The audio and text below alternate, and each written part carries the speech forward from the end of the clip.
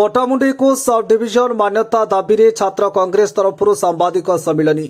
जिला छात्र कांग्रेस सभापति विभु प्रसाद जेना सभापतित्व आज 25 तारीख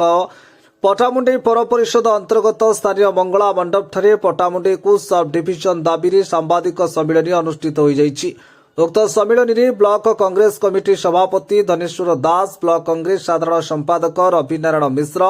पटामुंडी और राजनगर ब्लॉक छात्र कांग्रेस सभापति देवेश मल्लिक, सभादल अध्यक्ष अश्विनी पात्र, सनत कुमार मल्लिक, छात्र कांग्रेस प्रमुख जोग देइथिले। जिला छात्र कांग्रेस सभापति श्री जेना कहिसंती जे पटामुंडी को सब डिविजन मान्यता दाबी रे राज्य केन्द्र पर्यंत आंदोलन जारी रहिबो। दरकार पड़िले अंडारे छात्र कांग्रेस जवाब देबो।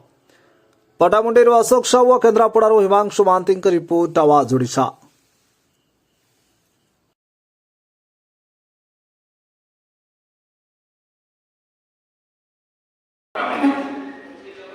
आपण विगत दिन रे जानिथिबे पटामुंडी राजनगर विकास मंच गुटे तैयारी करथिले व्यक्ति विजय स्वाई बोली ताको प्रचेष्टारे से आगु बढ़ाइबा चेष्टा करुथिले सब डिविजन दाबी, किंतु भाग्यवशत सी बीजेडी रे मिसिला परे पटामुंडी लोक स्वार्थ सेमती स्वार्थ रहीगला। आज आम जो सांबादिक सम्मेलन करुचु तार मुख्यतः दाबी हो पटामुंडी को सब डिविजन ना पटामुंडी उपरे 7 लाख लोक 4टी ब्लॉक निर्भर किंतु एपर्यंत सब डिविजन मान्यता हो पारा ना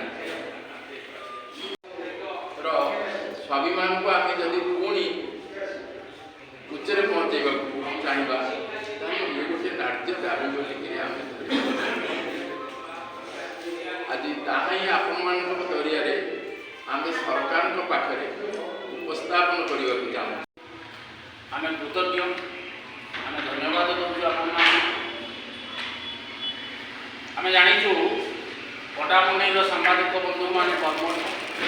एवं पटामुंडी टेक्निक खबर प्रकाश कर पूरण दिगरे पदक्षेप नि आम अनुभूति अभिज्ञ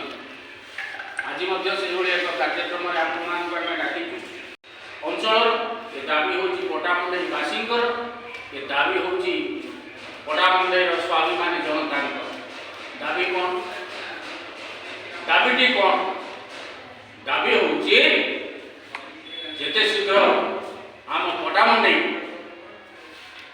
सब डिविजन भाव में घोषणा कर आज आपण मानक आम डाकी आपण मान आगे आम आम दाबी उपस्थापन करुचु अनुरोध करुचु आपण मैंने ऊपर स्तर पर्यंत पहुँचे आमको सहयोग करेंगे जिते दिन पर्यंत आम दाबी हासिल न करें